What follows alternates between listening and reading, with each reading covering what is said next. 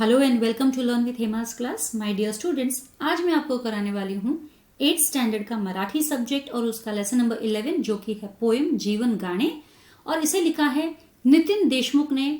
बहुत ही फेमस कवि है ये, बहुत सारे इन्होंने पोएम्स लिखी है और अलग अलग टॉपिक्स पे पोएम लिखी है, जिनमें से मैक्सिमम पोएम्स जो इनकी हैं वो नेचर पे रिलेटेड है। नेचर और नेचर से मिलने वाले सारे फैसिलिटीज से रिलेटेड है।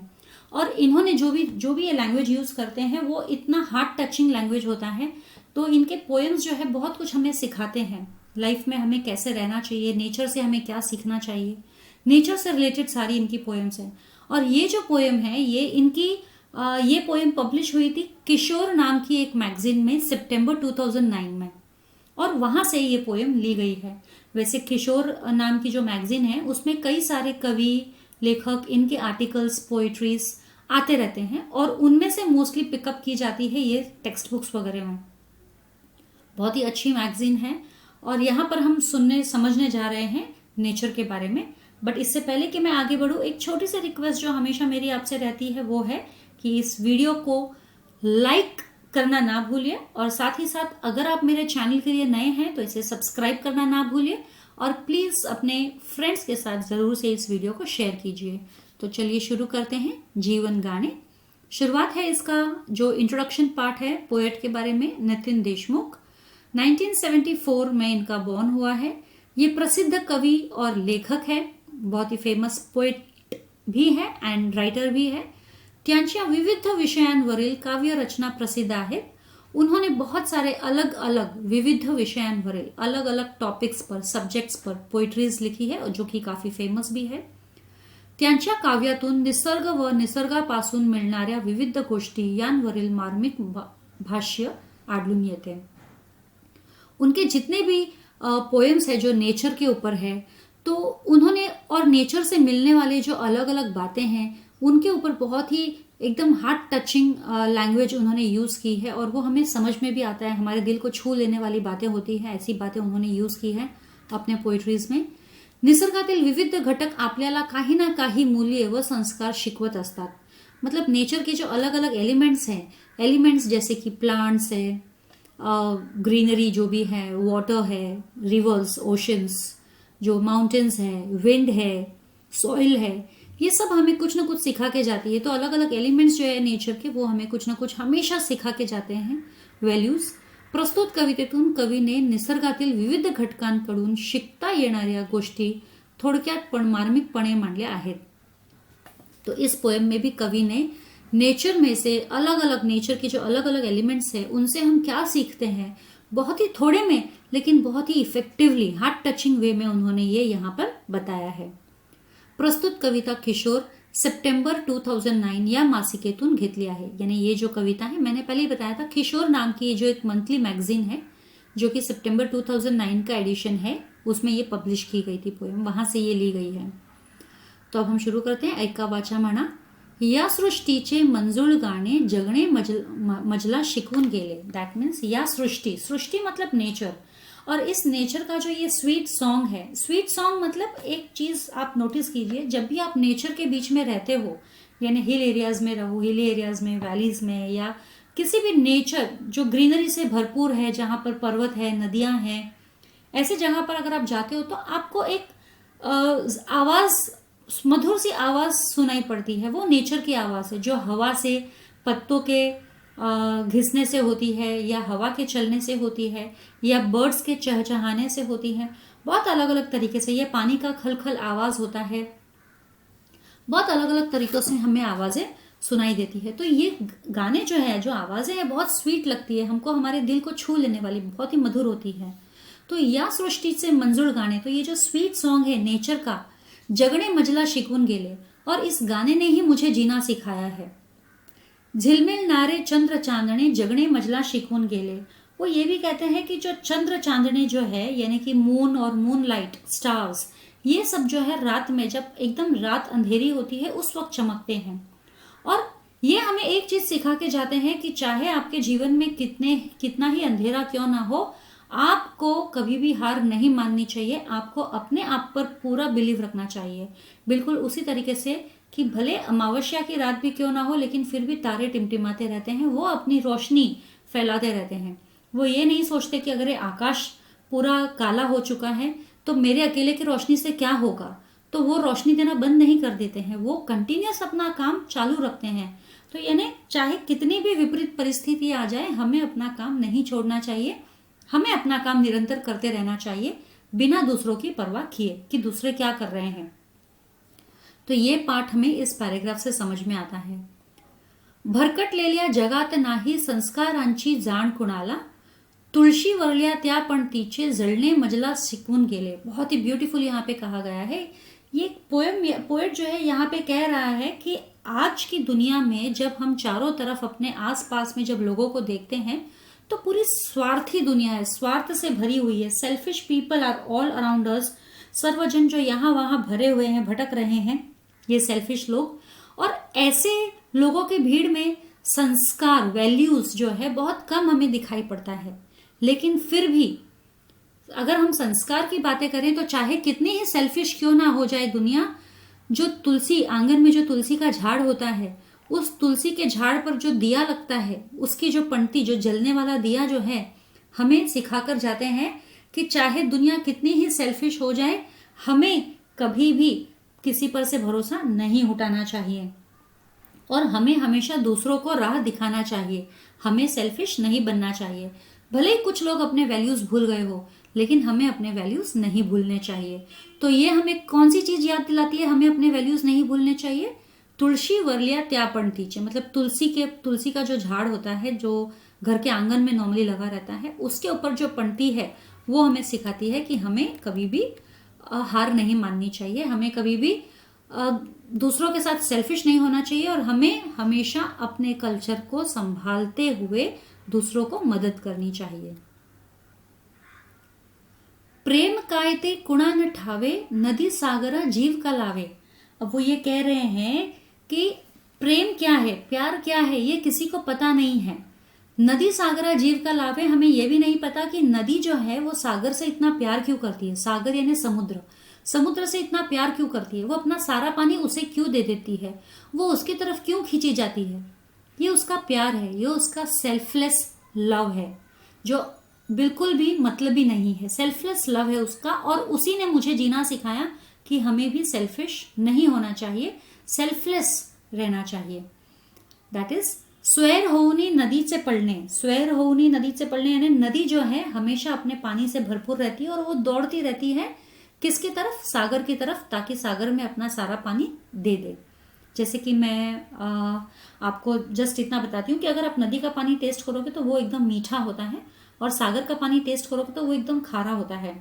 लेकिन फिर भी नदी जो है अपने पूरे अस्तित्व को ही छोड़ देती है, त्याग करती है अपने मीठे पानी का, और वो सागर में मिलती है। क्यों? क्योंकि वो इसे अपना कर्तव्य समझती है कि सागर में मिलना ही उसका डेस्टिनी है। तो नदी ने सागर से ये जो प्यार किया है, ये बहुत ही अनसेल्फिश, सेल्फलेस लव इसे कहते हैं।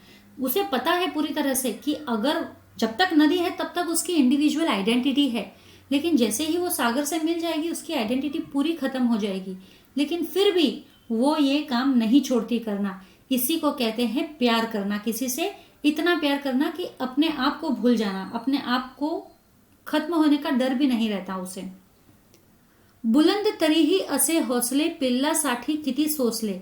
नेक्स्ट स्टैंजा में भी वापस से बताया गया है कि ताकत, भले तुम छोटे से छोटे ही जीव क्यों ना हो, लेकिन तुम अपने आप को कभी कमजोर मत समझो। अपना हौसला जो है हमेशा बुलंद रखो, मजबूत रखो। बुलंद तरीही असे हौसले, पिल्लासाठी किती सोसले। पिल्ला यानी कि बच्चे, जो चिड़िया के, जो पक्षियों के जो बच्चे होते हैं, यहाँ पे हमें फोटो में यहाँ पे दिखाई दे रहा है। आपने अगर कभी देखा होगा, आपके घरों के बाहर भी अगर किसी कबूतर ने अंडे दिए हो और फिर जब बच्चा हुआ हो, तो अगर किसी ने देखा होगा तो आपने देखा होगा कि कबूतर जो है अपने चोंच में दाने लेकर आता है और अपने पिल्लों को चोंच से खाना खिलाता है, अपने चोंच से उनके चोंच में खाना डालता है। तो पक्षी जो होते हैं वो भले छोटे से होते हैं, उनके हाथ पैर कुछ नहीं है, लेकिन जब उसके बच्चे आते हैं तो उसके मन में ये पूरा डिटर्मिनेशन रहता है कि मुझे अपने बच्चों को पालना है, चाहे जो भी हो जाए। तो वो दाने ढूंढता है, दाने ढूंढ कर लाता है नेस्ट तक वापस और अपने बच्चों के चोंच में डालता है अपने चोंच से। और चोंच में कितने दाने आते हैं? 2 3 4 कितने दाने आएंगे? मैक्सिमम ज्यादा नहीं आते हैं। फिर वो सोचो कितनी बार जाता है पक्षी उड़कर वापस से दाने लेकर आती है वो माँ जो है, फिर आती है और उसके मुंह में डालती है, बच्चे के पिल्लू के मुंह में डालती है। तो उसने जो हिम्मत जो अपनी बनाए रखी है वो हेड्स ऑफ है उसके पिल्लू के लिए। इसीलिए कहा गया है बुलंद तरी ही असे हौसले। ऐसा हौसला जो है हमारा बुलंद होना चाहिए कि हमें कितनी ही तकलीफ क्यों ना सहनी पड़े, हम तकलीफ सहें, लेकिन अपने बच्चों के लिए तो हम जगते हैं। चिवचिवणाऱ्या चोची मधले दाणे मजला शिकवून केले। तो ये जो दाने हैं ना, जो चोंच में डालते हैं पक्षी, अपने बच्चों के चोंच में डालते हैं, अपनी चोंच से अपने बच्चों की चोंच में, तो इन दानों ने मुझे सिखा दिया है कि हम चाहे कितने ही छोटे क्यों ना हो, हमें हमारे हौसले हमेशा बड़े रखने चाहिए, कभी छोटे नहीं रखने चाहिए।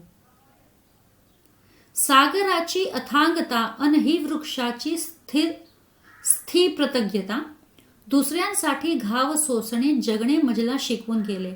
ये मैं तो कहती हूँ पूरी पोएम ही बहुत इतनी ब्यूटीफुल पोएम है ये, कही है हर एक बात जो इतनी इंपॉर्टेंट है और इतनी सही इस पोएट ने लिखी है यहाँ पे नितिन देशमुख ने। उन्होंने कहा है, अब ये लास्ट स्टैंजा देखो कितना ब्यूटीफुल है। सागराची अथांगता अन, सागराची अथांगता, सागर मतलब ओशन, अथांगता मतलब उसका डीपनेस, डेप्थ, ये कोई नहीं जान सकता है कितना डीप है ये ओशन।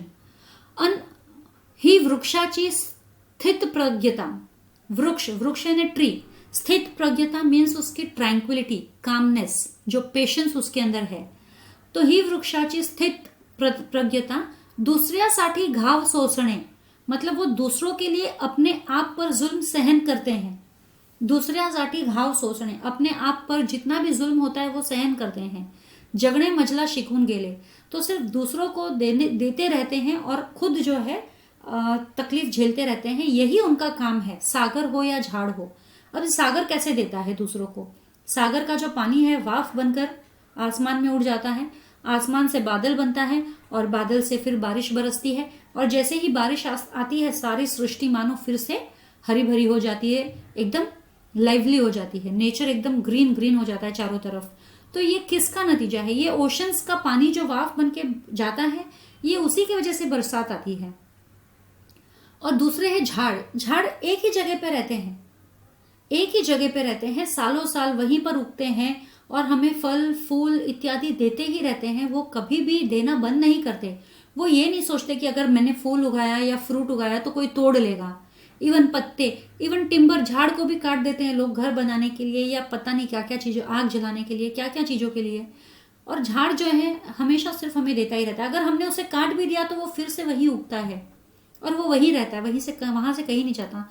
तो ये जो उनकी परोपकार शैली है, परोपकार करने की शैली है, आदत है, वो हमें बहुत कुछ सिखा कर जाती है, जगना सिखा कर जाती है कि जब वो ये सब कर सकते हैं तो हम क्यों नहीं कर सकते, हम इतने मतलबी कैसे हो जाए। तो बहुत ही ब्यूटीफुल ये पोएम है।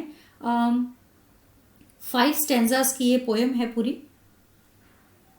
तो इसके साथ ही पोएम एक्सप्लेनेशन तो मेरा खत्म हो जाता है और अब मैं आपको लेके चलती हूँ इसके क्वेश्चन आंसर्स की तरफ। सबसे पहला है आकृतियां पूर्ण करा। कवीच्या अनुभवातले जग, कवीचे अनुभवातले जग मतलब उन्होंने जो एक्सपीरियंस किए वो वर्ल्ड क्या क्या है। एक है परोपकारी जग और एक है भरकटलेले जग। फिर सेकंड क्वेश्चन है कवीला जगणे शिकवणारे कवितेतील घटक। किन किन चीजों ने कवि को जगना सिखाया है? चंद्र चांदणे, वृक्ष, सागर, नदी, पक्षी, इन्होंने उसे जीना सिखाया है। कवितेच्या आधारे खालील तक्ता पूर्ण करा। तो ये एक टेबल है, ये हमें कंप्लीट करना है। कवीला जगणे शिकवणारे घटक आणि या घटकांपासून कवी काय शिकले, तो इसका आंसर हमारा यहां पर आ जाता है चंद्र चांदणे, ये सुख दुखाशी हसत खेळणे जगणे। पणती, दुसऱ्यांसाठी स्वतः जळणे। नदी, स्वैर होऊन पळणे। पक्षी, ठाम विश्वास। सागर, वृक्ष, परोपकारी वृत्ती, दुसऱ्यासाठी स्वतः घाव सोसणे। स्वमत स्पष्ट करा। बिनबिनतीची शाळा, लाखो इथले गुरु, हा विचार, ये अभी हमें ये विचार स्पष्ट करना है। स्वमत, कवी ग दी माडगुळकर यांनी बिनभिंतीची उघडी शाळा, लाखो इथले गुरु या गीतातून हा विचार अत्यंत चांगल्या प्रमाणे नमूद केला आहे. निसर्गामध्ये असणारी विविध प्रकारची झाडे झुडपे, वेली, पाखरे यांच्याबरोबर गोष्टी करा, हा विचार या काव्य पंक्तीतून मांडला आहे. कवी माडगुळकर म्हणतात, मुंग्यांचे वारूळ अर्थात त्यांच्या बंगला पहा, कोणत्याही शाळेत न शिकता त्यांचे बांधकाम कौशल्य पहा, कोणत्याही गाण्याच्या क्लासला न जाता गुणगुणणाऱ्या भुंग्यांचे सूर कसे असतात ते ऐका, विविध फुलांचे रंग अंगावर परिधान करून बागडणारी फुलपाखरे पहा. सुगरण पक्षी त्याचे घरटे अर्थात तो त्याचा वाडा झाडाला उलटा कसा टांगतो व त्यात पाणी येत नाही हे त्याचे कसब पहा. बेडकाची लहान लहान पिल्ले माशांप्रमाणेच बिनपायांचे पाण्यात कसे पोहतात ते पहा. घोडा जमिनीवर चालतो, धावतो, पण वेळ प्रसंगी पाण्यावरील देखील कसा चालतो हे त्याचे कसब पहा. जोंधळ्याचे पीक शेतात रानात कसे रुजते ते पहा. उंदीर मामा ऊन वारा पाऊस या ऋतूतही कोठे झोपतो ते पहा. तो त्याचा खजिना कुठे साठवतो ते पहा. सकाळी दुपारी उन्हामध्ये ओढ्यात पोहा. अशा प्रकारे निसर्गातून खूप गोष्टी आपल्याला शिकवायला मिळतात. निसर्ग आपल्याला प्रत्येक गोष्टीतून शिकवत असतो. निसर्गात जिथून ज्ञानाचा साठा मिळेल तिथून ती आपण संग्रहित करून विद्यार्जन केले पाहिजे, असेच या काव्यपंक्ती आपल्याला शिकवतात. दुसऱ्यासाठी घाव सोसणे या ओळीतील तुम्हाला कळलेले अर्थ. समाजात जो सरळ व सत्याने वागतो त्याला नेहमीच अन्यायाचे घाव सोसावे लागतात. जंगलात लहान मोठी वाकडी तिकडी अशी अनेक प्रकारची झाडे वाढलेली असतात, परंतु अशी झाडे कुणीच तोडत नाही. पण जी सरळ वाढलेली असतात त्यांना मात्र कुऱ्हाडीचे घाव सोसावे लागतात. त्याचप्रमाणे सागर हा अत्यंत विशाल आणि अथांग असतो. त्याच्या खोलीचाही अंदाज लागत नाही. वृक्षही वर्षानुवर्षे एकाच जागेवर स्थिर असतो. ऊन वारा पाऊस वादळातही आपल्याला जगांवर असतात. सागराच्या पाण्याची वाफ होते, वाफेचे ढग बनतात, पुन्हा पाऊस पडतो. तोच पाऊस पाणी संपूर्ण निसर्गाला म्हणजे जीवनसृष्टीला जीवदान देतो. म्हणजेच सागर स्वतःचे बाष्पीभवन झाले तरी इतरांच्या उपयोगी पडतो. झाडे तर मुळापासून शेंड्यापर्यंत, फुलापासून फळे बियांपर्यंत संपूर्णतः सजीव सृष्टीला उपयोगी पडतात. वृक्षांमुळे ढग अडविले जातात व पाऊस पडतो. म्हणजेच स्वतः घाव सोसताना त्रास सहन करतात, पण कायम दुसऱ्यांच्या फायद्यासाठी हितासाठी झटतात. हेच या ठिकाणी नमूद करावेसे वाटते. पुढील काव्यपंक्तीचे रसग्रहण करा. या सृष्टीचे मंजूळ गाणे जगणे मजला शिकवून गेले, झिलमिलणारे चंद्र चांदणे जगणे मला शिकवून गेले. These are two poetic lines and first two lines and you have to explain these two lines. Nitin Deshmukh यांनी जीवन गाणे कवितेत निसर्ग आपणास अनेक गोष्टी कळत न कळत शिकवून जातो असे सोदाहरण स्पष्ट केले आहे. सृष्टीतील मंजूळ गाण्याने मला जगण्याची प्रेरणा मिळते. झिलमिलणारे चंद्र व चांदणे मला प्रसन्न करतात, उत्साह निर्माण करतात. जगण्याची उमेद देताना कसे जगावे याचे भान देतात. चंद्र चांदण्याची शीतलता मन शांत ठेवून कसे जगावे याचे धडे देतात. गाणे चांदणे याचे यमक साधले आहे. झिलमिलणारे चंद्र चांदणे यात अनुप्रास साधल्याने काव्य सौंदर्य वाढले आहे.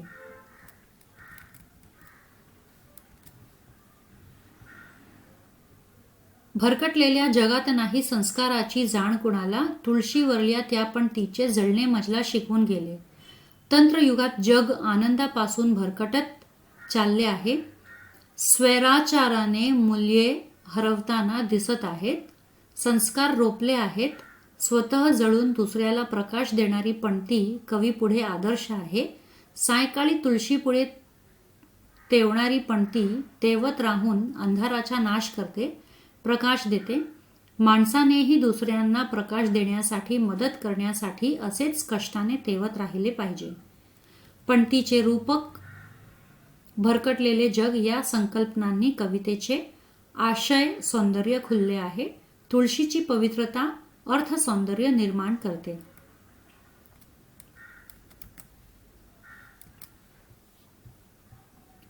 प्रेम काय ते कुणा न ठावे, नदी सागरा जीव का लावे, स्वैर होऊनी नदीचे पडणे, जगणे मजला शिकवून गेले.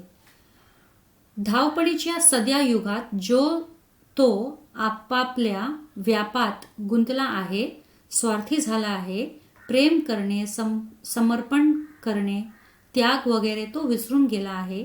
प्रेम म्हणजे जणू त्याला माहीतच नाही अशी स्थिती झाली आहे. पण निसर्ग प्रेम करायला शिकवतो, त्याग शिकवतो, समर्पणाची भावना शिकवतो. नदी सागराला जीव लावते, त्याच्या भेटीसाठी उत्सुकतेने स्वैर होऊन पळते, धावते व सागरात स्वतः समर्पण करते, स्वतःच सागर होऊन जाते. असे निखळ प्रेम नदी वाचून कुठे मिळेल. नदी व सागराचे उत्तम उदाहरण त्याग, प्रेम व समर्पण ही मूल्ये शिकविले. मूल्यसहित जगणेच जगणे असते हा अर्थ स्पष्ट करून कवितेस अर्थ सौंदर्य प्राप्त करून दिले आहे. ठावे लावे या शब्दांचे यमक आहे.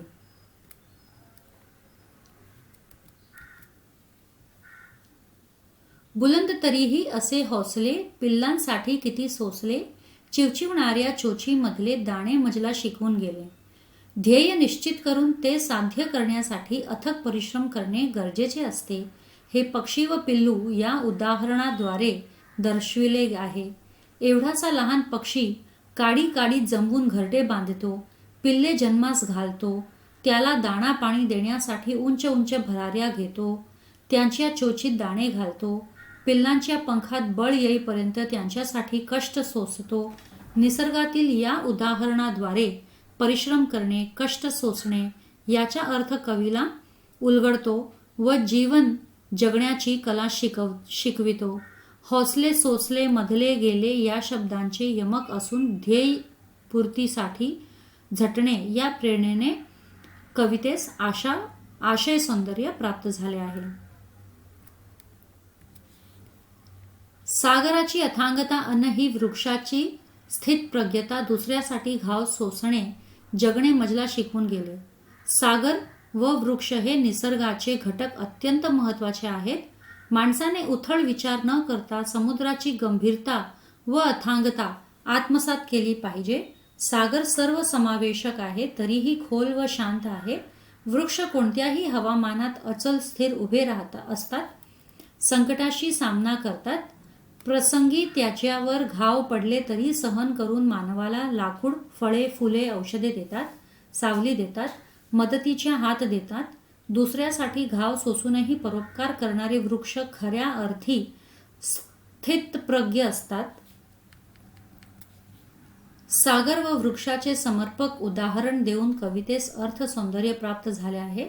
अथांगता, स्थितप्रज्ञता ही मूल्ये अद्भुत कृति केली है. तो इसी के साथ में ये मेरा मराठी का सेशन खत्म होता है. जल्द ही मिलेंगे अगले वीडियोज़ में. तब तक के लिए stay safe, stay secure. Thank you.